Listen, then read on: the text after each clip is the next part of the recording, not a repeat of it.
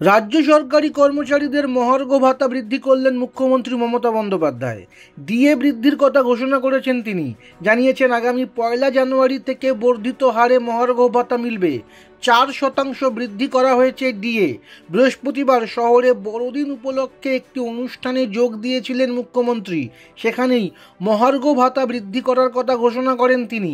এতদিন রাজ্য সরকারি কর্মচারীরা 6% হারে ডিএ পেতেন। বৃহস্পতিবারের ঘোষণার পর থেকে তারা পাবেন 10% হারে ডিএ। 2024 সালের 1 জানুয়ারি থেকে এই ঘোষণা কার্যকর হবে বলে জানিয়েছেন মমতা। বর্ধিত হারে ডিএ পাবেন পেনশনভোগীরাও।